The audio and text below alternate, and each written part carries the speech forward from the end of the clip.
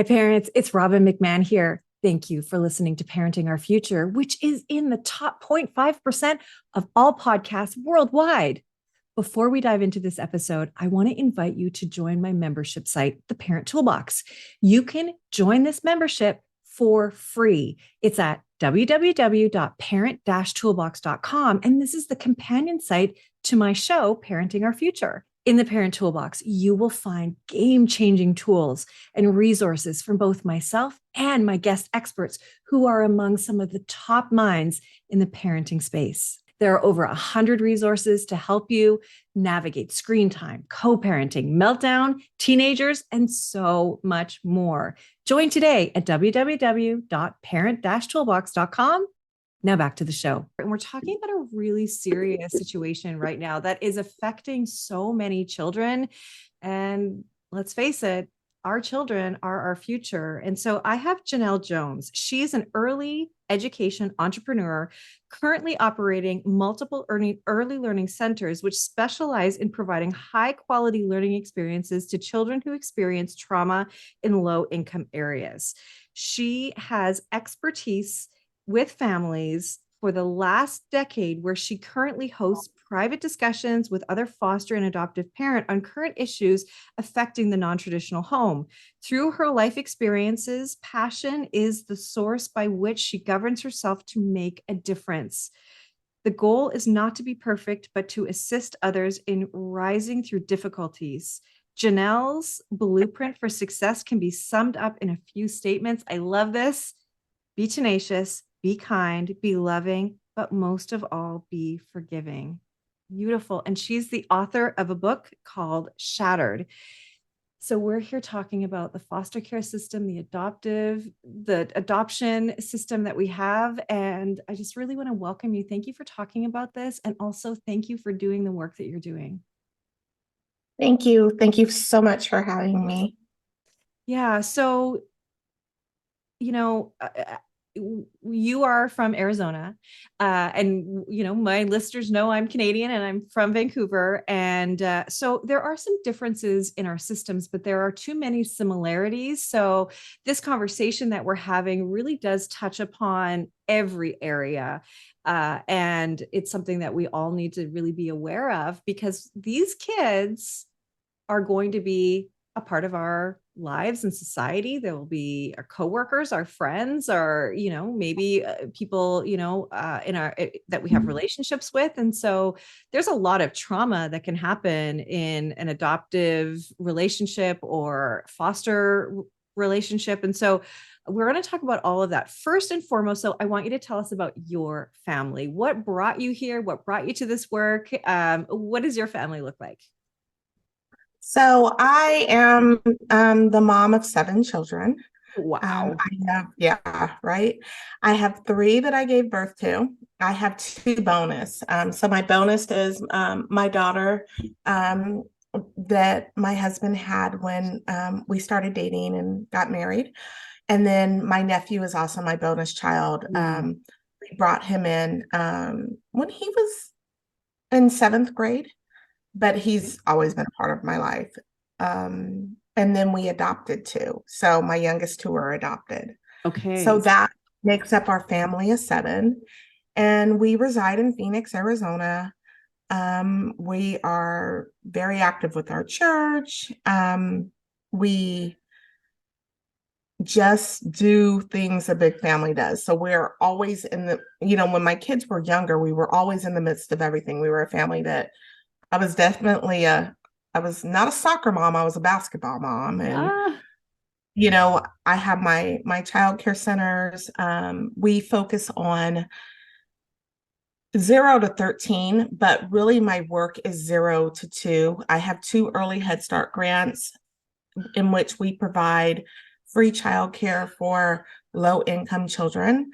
And we really try to change the trajectory of their lives. One of the things that is said is that if the impact of high quality childcare, what it can do to a child that has been born into poverty. And so I do a lot of work in regards to that as well. So did this work start for you when you adopted your 2? No. So when I started having children, Mhm. um, I couldn't afford childcare, honestly. So I became a stay-home mom, and then I Okay. started taking in other people's children who were my friends' children because they were all struggling to find childcare. So I became that person, and then my business grew as my daughter, the last one I gave birth to, when she went away, when she was going to kindergarten, I was like, oh, I'm going to go back to work, but I ended up buying my first childcare center. Oh, fantastic. Okay. Now, how old were your two that you adopted when you adopted them? So the first one I adopted, we brought him home from the hospital at 3 days old, and Okay. he does have autism. Um, and then Mercy, who we talk about in the book, she Mhm. was 8 when we got her. Okay. And so she has been an education for you. Definitely. How old is she now?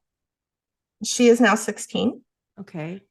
And her and my youngest son, they're only a year apart. So when I brought her in, he was 9, and it should have been, to me, it was like a great fit. They're 1 year apart. Um, my son is 5 years younger than the last one I gave birth to, 4 years younger than my nephew. So he was kind of always like a little bit, he was the baby. And Yeah. so I thought, oh, is a bonus in bringing Mercy in. These two will be one. They'll be this perfect team because they're 1 year apart. They'll be very close. And with my son being autistic, I was like, and she can look out for him, right? So Right. it's the Sounds best of both great. worlds. Mm-hmm. Yeah, And sounded great. then, yeah. And then reality sets in. And what Yes, happened? yes. So can you just sort of encapsulate a little bit of the journey that you've had with Mercy? Yeah. So when we brought Mercy in, Mercy is definitely a child who is strong-willed, and she can be a challenge. But that Mhm. is not unusual for me. I work with children. I work with difficult kiddos. It's not, I'm up for a challenge. And I gave birth to you a kid like that, so yeah, it's so not independent of that, of coming from an adoptive family or a foster family, right? Is what you're saying. right. Yeah. Yeah. So it's interesting because a lot of people see me with her and they're like, oh, only you are her mother. Like, you get her. And I don't know if it's that as much of one of the things I've learned in early childhood is in developing a relationship with a child, you need to earn their respect before you come in and Mm, boss them around, right? So you're dealing with a child that's going to have trust issues because she's in the mm-hmm. system. So she's not with her family. And you need to establish that relationship before you immediately come in as the authority figure or the disciplinarian, right? You have Right. to gain trust. And And I don't is think that, a lot of people do that. Go sorry, I ahead. didn't mean to interrupt you. Is that attachment too? Yeah, it is attachment, but it's definitely attachment, but you have to form a relationship. I think it's hand in hand with attachment. Yeah. Yeah. A friend of mine, she is an adopted mom. She's adopted a boy, and now they're foster parents. And she said, man, if there is an attachment, and really you're saying the same thing. There isn't relationship, there isn't trust. You've got nothing. Got Yeah. nothing. Yeah. Yeah. Okay. So your daughter came to you as like as a full package of lots of stuff, and so her journey has included some mental health stuff. Like she came Mhm. with some baggage. Is that fair to Yeah, say? she did. And there was a big part for the first couple years of figuring out, is it mental health or is it other things? Right. Because Mercy had 21 placements before she got to Wow. us. Right. And then there was a lot of the story that was not told. When we took Mm. Mercy in, we didn't know she had a twin brother. What? Yeah, when we took her in, we didn't know she had a twin brother. And in the book, I describe what I found out with the twin brother, which was horrendous, and nobody told us. So there's pieces that we're finding out in the journey that I didn't know about, but they also just make me want to protect and love and care for this child, because these are the things that no child should have to endure. Well, I just did the math. It's 4.5 placements a year of your life from Mhm. 0 to 8. Whoa. It Okay. gets even, but it's more complicated if you really think about it. She went into the system at 3, right? She Oh, started okay. school at 5. It's even faster. Wow. So, so even worse. So when I'm getting her, she's having trouble with school. Yeah. And of course, she's having behavior. So I'm Mhm. having trouble as a parent figuring out, is this because she doesn't have an educational foundation? Because, of course, Mhm. there's frustration. Like, I can't keep up with my grade. There was just such a, Self-esteem. yeah, there's so, if I fix this piece, is this going to make it better? But there was such a huge onion, elephant, whatever analogy Yeah. you give to tackle. It took a long time to figure it out. And unfortunately, there was a lot of information purposely withheld that could have helped me with that journey, Why purposely? because they said that if I would have known her past, I would have never adopted her. Oh my goodness. Whoa. And that is the way we're governed here. Okay, They're so not going to tell you. that leads me to just the adoption of foster care system in general. How, like tell me what that system is like, and how broken it is. Interesting enough, so for a while, I think there was plausible deniability, right? Oh. We didn't know. But in the book, in the journey, I come in contact with her biological siblings, and I Mhm. describe why. And then I find out in talking to them, there's like 10 of them. There's actually probably more, but I know there's like 10. And I ended 10. up talking to 2 of them, right? Well, we know they knew her past because they're still foster care kids. And Mm. all the records are court documents where they describe the abuse and the trauma that they have undergone, which nobody told me about. Wow. Wow. So, okay. So who is doing that to her? Is that her own family that did that? And I know we're not just talking about Mercy, we're talking about really the system. I just, you hear of these stories all the time, not all the time, but all the time, Mhm. about kids in the system, going from place to place. Like, you never want your kid in the system, that they are abused. They are put in families that have ulterior motives. Like, maybe they're a paycheck. I mean, I don't even want to say these things. I'm just saying what I have heard, what I envision. But then I look at this friend of mine who had to go through a rigorous training process to become a foster parent, including parenting classes, and they're wonderful parents already. And then they went through all of this to become foster parents. So, like, how does this all fall apart? And you said plausible deniability, but who is the champion for these children?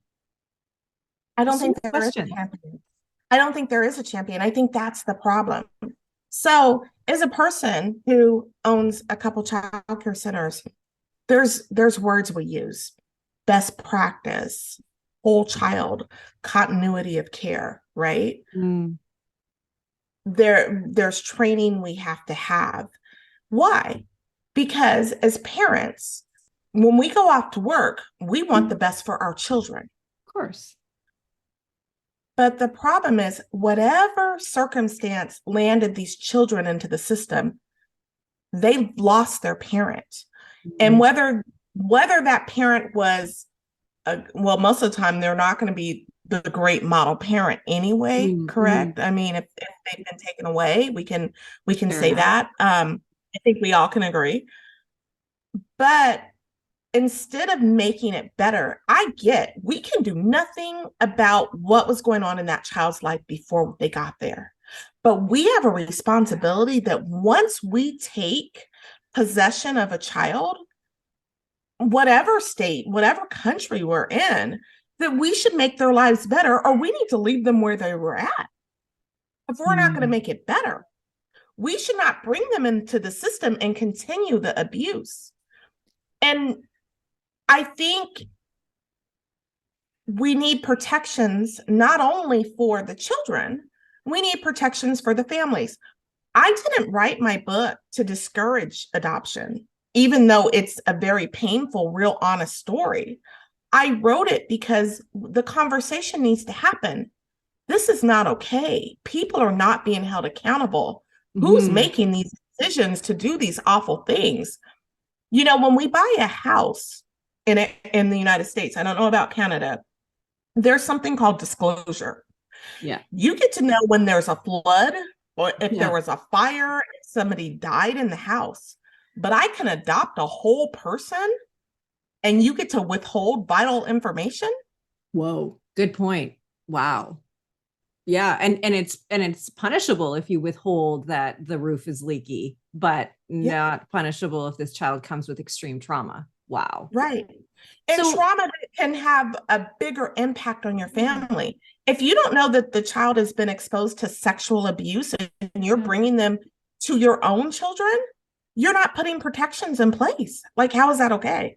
Okay, so here's what I don't understand. How is it that so and I'm going to say this not fully knowing if I'm out of line or not in saying it. So I just want to preface it by saying this, but why does it seem like so many foster families are broken? And why are so many, okay, again, I don't know the numbers, but why does it seem that so many kids are being abused through these foster families? Is it the system that's failing them? Is it the families that are failing them? Is it all of it? Like, is it because the kids are so difficult that their formative years, they've just kind of, like, I get it. Like, kids are hard. A typical child is hard enough to raise, never mind a child that has been through stuff. And maybe they have fetal alcohol syndrome. Maybe they have, they have something else going on with them. But why is there so much abuse? I don't understand. Right. You know, I feel that it's possibly a combination of everything. Yeah. So I think we are, when we bring foster and adoptive care kids in, a lot of us are told this fairy tale. Oh, and I describe it in the book. I thought that I'm going to bring her in. I'm going to give her pretty bows and I'm going to give her big, pretty dresses and I'm going to fill her belly with food and I'm going to get her tutoring and we're going to live happily ever after, right? That because it's going to be great. But what we don't understand is the impact of trauma. We don't understand the impact of fetal alcohol syndrome. And you can't even research or try to figure those things out if you're not told and they know it, Oh, right? yeah. And now you're back at square one trying to peel the onion when actually Yeah. other people know they've just held it back. And a very real conversation that needs to be had. And again, when we're bringing the children in and we're trying to work with them and we're trying to get them the help that they need, we're experiencing trauma too. Yeah. Right. So we're experiencing trauma. Our children are experiencing trauma. And even if we're in this for the long haul, we, we our mental health is questionable too, Yeah. because anybody with empathy is only going to be able to watch it. And I mean, what kind of person can watch and experience a child that has been through so much hell, for lack of a better word, Mm-hmm. and you're not impacted, So, and then So, some of these kids are difficult. yeah, exactly. Well, exactly. They're difficult, right? 100%. And so and look, I get that, like my beautiful oldest child was born to me in that way. Really difficult kid. And you could see that if a different set of parents raised him, he could be abused. He's explosive. He's angry. His Mhm. behavior is very triggering. So I really get that. And so what you're saying is, because I don't want to throw good people under the bus either, you're saying that a lot of these adopted families and foster families, they go in with this fairy tale idea of how this can go for them, and then they face the reality and it's so hard, and they don't have the skills to navigate parenting this child. And oftentimes they have their own children too, right? is Yeah. that is that fair to say? I think that's very fair to say, because I feel when you go through the foster care classes here, everybody paints it as rainbows and unicorns, right? Really? And they may say, oh, well, sometimes it's a little difficult, but, hang in there. It's You're not not just a set little up for difficult. Yeah. success. Yeah, you're not set up for success. Well, and you and I were talking as I do with all my guests before we hit record, and you really compared this to when there was a real sort of boom, if you will, of people in the U.S. and Canada adopting babies from Russia, and you heard of those Romanian babies as well that were not cared for at all, literally left in their cribs crying. We're never cuddled. We're never comforted. And that has been so damaging to them because, and it's called RAD, right? Mhm. That that is the result. But what happens is in those formative years, the brain is also developing. And if you don't develop the pathways for empathy because you've never received it, it means you don't have it, right? It's not that it can't be learned, but you're seriously lacking mentally, emotionally, and oftentimes physically because they've been just left to sort of fester in a crib. Yes, And so that's like what these kids have experienced too.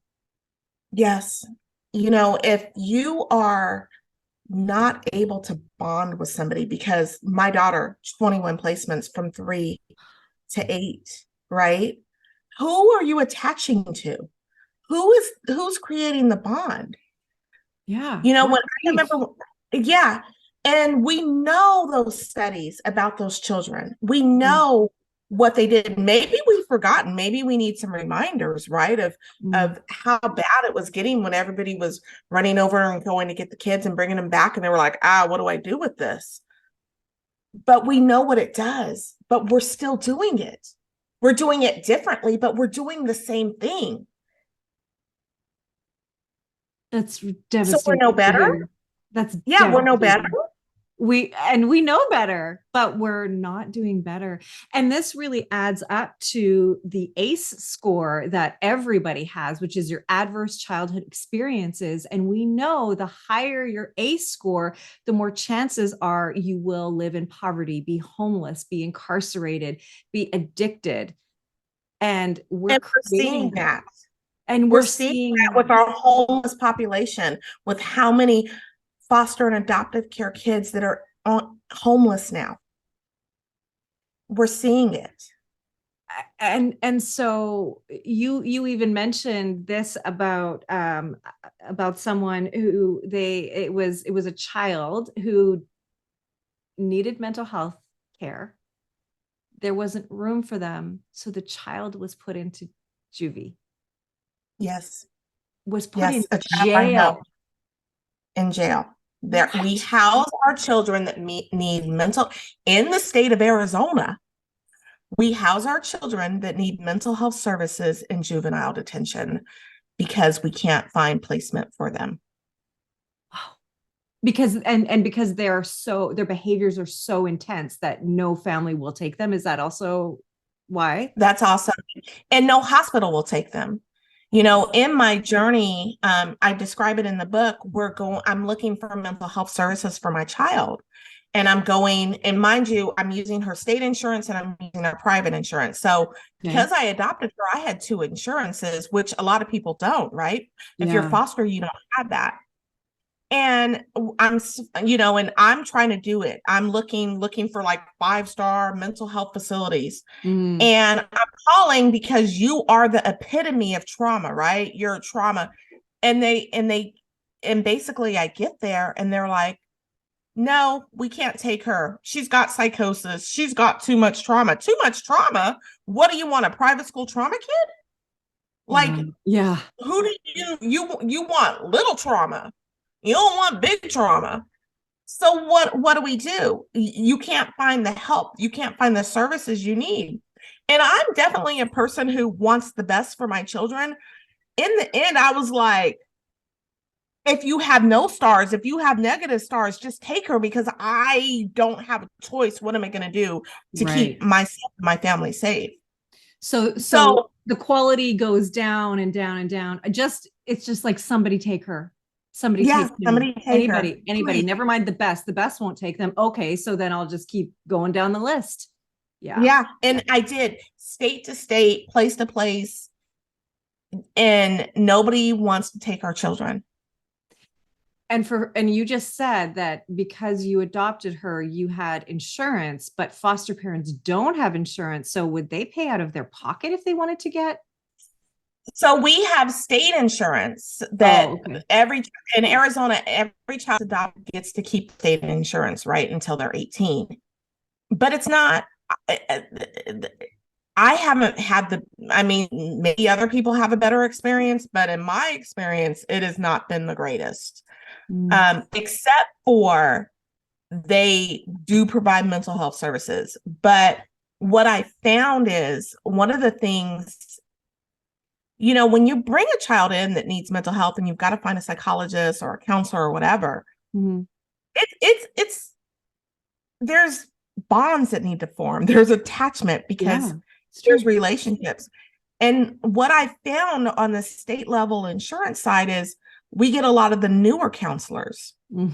Once they get the training and once they get the expertise, they're gone to make more money with private agencies. Oh, yes. And then our children are left with new therapists. Yeah, that happens here too. That happens here. And I've literally said those words. Don't give me anybody that's fresh out of school and new and nice because my kid will walk all over them. Right. And I have a child with severe trauma. So I shouldn't have the newbie anyway. You need some experience that's other than book work when you're dealing with this. This is I totally major agree. trauma. Yeah, major trauma. So, okay, so we've really painted a bit of a dire picture, which is important for us to recognize and know what we're dealing with. So, what are the solutions? What is it that we need to do to because look, these kids, there is a homelessness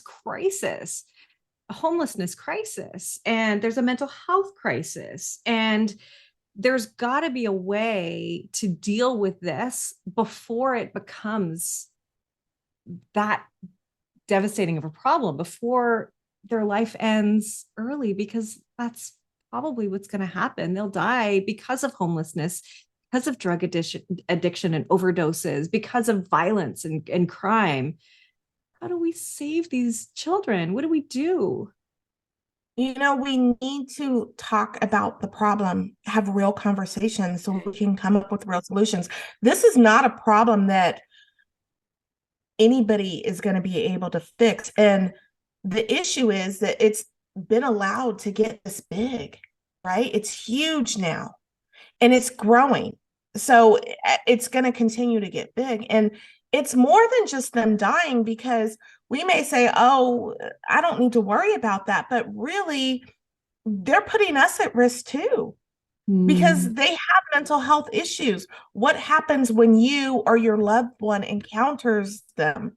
What if they become violent towards you? Because we're not looking at the problem proactively. Mm.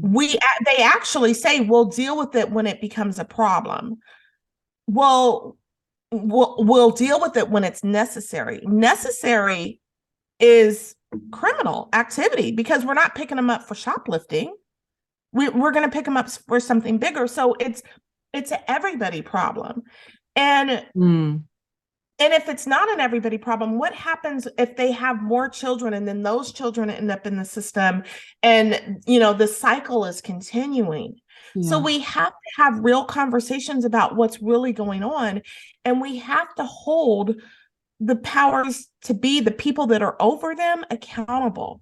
Yeah. If you're abusing one of these children, if they come into the system and you're abusing them, then there needs to be consequences. It can't be swept under the rug. There needs to be Yes. consequences. And if you're going to make if you're going to make bad decisions that hurt children, you need to be held accountable. Mm. Just like we hold them accountable for our own children. If you think that the things that happen to these children, if they happen to the child you gave birth to, all hell would break loose. But because this is a susceptible population with no parents, we don't really care that much. But we should, because our children are coming in contact with these children, Mhm. right? Mhm. And Oh. so we have to have the conversations. And it's not going to be easy, and it's going to be icky, and it's not going to be fun, but we have to deal with it. We have to tell the truth, and we have to start eating this elephant one bite at a time. Mm. Yep, that is, wow, that's very true. So talk about the problem. Recognize this is an everybody problem because we are at risk too, because we are creating dysfunction, and dysfunction lives next door or down the street or where you get your groceries or whatever, right? And there needs to be consequences for abuse. People need to be held accountable. And we also, it sounds like what you're saying, there needs to be real advocates for these children that have skin in the game like a parent would have, if Yes. that's even Yes. possible. Yeah. Yeah. It's not enough to go and get, I feel for any of their, like we have DCS in Arizona, Yeah. um, their protective agency. Mm-hmm. But to go get all the brand new bachelor degree social workers and put them in the field and they don't even have children or any Oh, real yeah. life experiences, and they're now over this huge caseload. Yeah. These children are more than pieces of paper in a file drawer. Mm. They are. Yeah. Yeah. Yeah. Yeah. And then those people burn out very quickly too. So you give Mhm. a young person with no experience a massive caseload of trauma-filled children, and then they burn out. And then it's a cycle. It sounds like there's so many different cycles going on, and they're all going in the wrong direction. Yeah, yeah. And Well, thank, it's not right. It's just not fair and to so anybody. well, no, it's not fair to anybody. And so that's why your work is so important, because you specialize in these daycares where you can really help these children who are experienced trauma. So you kind of help to pick up the pieces as much as you can. I'm sure it's not a one size fits all in any way, or a guarantee that that will save them from, because it won't save them from future trauma, right? But you're Right. helping to provide a foundation. Is that fair to say? It's helping to provide a foundation, but often the problem is, like, we know in my centers, like, we have a 1 to 4 child ratio, a maximum of 8 kids in the classroom of my early Head Start classrooms, right? Mhm. Okay. We're very big with continuity of care, keeping that Mm. teacher there, letting that child see the same consistent teacher, Oh, right? yeah. But we don't take these principles with our adoptive and foster care kids. Mm. At a minimum, we should understand child development, child psychology, at a minimum. Well, and that's, it's so interesting. I mean, that's what I teach parents, because we don't know that naturally. I say at nauseum, parenting is the hardest job we will ever do, the most important job we will ever do, and we do it with zero understanding of development, of brain science, right? Of even just emotional understanding, that Mhm. like a meltdown is not behavior, it's emotions out of control. Just simply that. can save a lot of kids, Yeah. and parents. And Mhm. and look, we aren't taught it, we don't know it. And that's why people like me exist, not because you are not intelligent, it's just because we don't know. Like, how many years Yeah. did you study to be in the even you in the work that you do? But how long did you study to be a parent? Like, zero time. Right. We just think that we should know it. And then there's shame that we don't know it. There's shame when we struggle. We hide it. Like you say, we sweep it under the rug. When actually, if we just put our hand up and say, actually, I don't know it, it opens the door for all of us to say, it does bring us together if we can be vulnerable enough to say, like, yeah, I wish I knew this and I don't. And I need help. I want to say that is, I feel that reminds me of something that happened with my daughter, Mercy, that I describe in the book. One reason why I feel like my bond is so strong with her is because I'm not a perfect parent, and I describe it. I'm very honest about like my errors in the book. But one thing I learned to do with Mercy was apologize. Oh, Maybe I shouldn't have reacted that way. oh, it's And true. and I remember she went, "Huh?" And I was like, I shouldn't have did that. I was in my own emotions. I had a bad day. I should not have did that to you, and I'm truly sorry. And she said that to me. She's like, "Mom, you apologize when you do something that's not right. Nobody's ever done that." And I'm Oh, like, "I'm not perfect. I'm oh, not a perfect parent, but I don't want to hurt you." I was like, I said, sometimes I need a nap and a timeout too. yeah.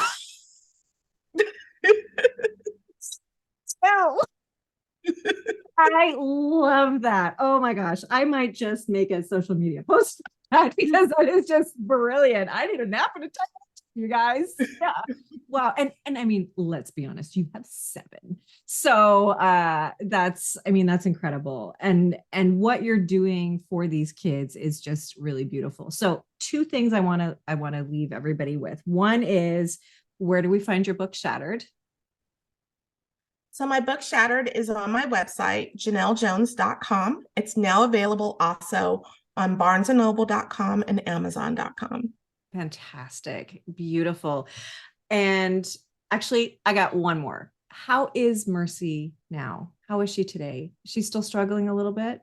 She's still struggling. We're still on our journey. Yeah. I am definitely struggling to get the services that I need for her. And that's, a part of this. That's why I'm doing what I'm doing, because we're not getting what we need for these kiddos. Yeah. And even with all of the additional resources I have, I've emptied my bank accounts, right? Um, we still don't have what we need. And it's still a fight.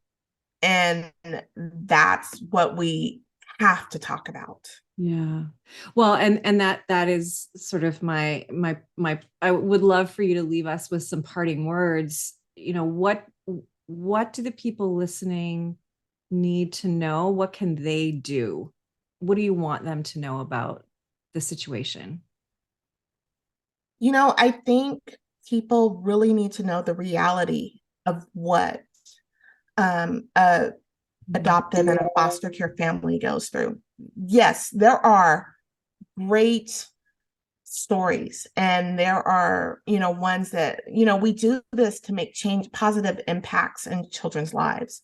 And so, yes, there are great ones, but the ones that are not great, we need to talk and we need to make a change. And that's why I wrote my book. I didn't write it to necessarily put my family's business out, even though I spill, right?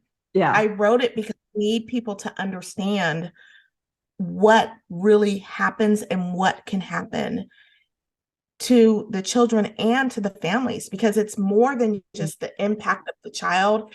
It affects a typical family. Yeah. My book's called Shattered for a reason. Yeah.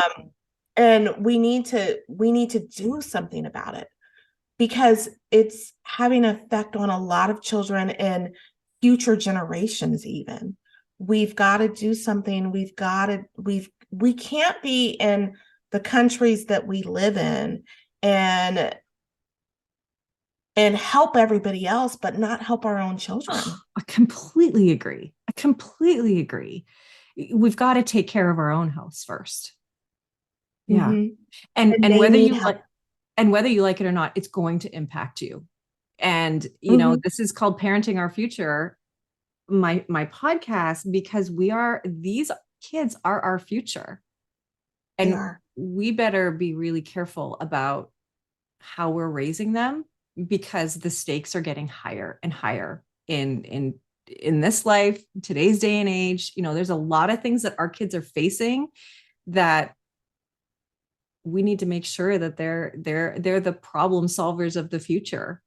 So this is so important. And really what you're saying is it's an everybody problem. We've got to talk about it. We've got to talk to our elected officials about it. Whether you are a foster parent or not, whether you have experienced this or not, this is an important conversation to have. And we should all find a way to be a solution and not a complainer. And when you see these kids, have some compassion, have some curiosity for them. Like, Yes. how come you seem so troubled? What happened to you? Who did this to you? Nobody is born bad, right? Kids have stuff. Kids are strong-willed. Kids can be difficult. Nobody Exactly. started out this way. So what happened to you? Like, let's have compassion and curiosity as Yes. well. Well, thank you, And Jenell. at a minimum, heaven forbid that the way we raise these children is the way they take care of us in our old age. Oh, Jenell. Whoa. Whoa. Bring that on home. Oh my gosh. Wow. Okay. Yeah, enough said. Yeah, absolutely. Can you imagine? Can you imagine? Oh my goodness. Okay. Well, Jenell, thank you so much. The book again is Shattered, and you can get it on JenellJones.com. Of course, it'll be in the show notes everywhere that you can connect with. Jenell is in there. And I just want to thank you. The world is definitely a better place for you being in it. And, I think that our kids are a gift to us, even when they're difficult, because they make us want to be better people. They make us wake up to our real life's purpose, I think, too. And look at how many gifts Mercy has brought to the world. So, Yes. she deserves that appreciation too, and her life is valuable and is worth it, Yes. So thank you, Jenell. Thank you for all that you've done and for sharing this with me. Thank you so much. And I'm going to be thinking about you, thinking about Mercy, all of your kids, just to, you know, just to hope that what needs to happen in their lives for their highest of good happens for them. So thank you again. Thank you. Thank you for having me. And I really enjoyed the conversation. Thank you for listening to this edition of my podcast, Parenting Our Future. I'm parent coach Robbin McManne, and if you're enjoying this podcast, I would love it if you would share it with someone who you think needs to hear this message too. And please don't forget to subscribe. And if you like my work, I would be grateful if you gave me a 5-star rating. And if you like my content and want more, please visit my site, parentingforconnection.com, where you can find out more about my coaching, my courses, and all things parenting. Until next time, I am wishing you and your family peace, connection, and joy.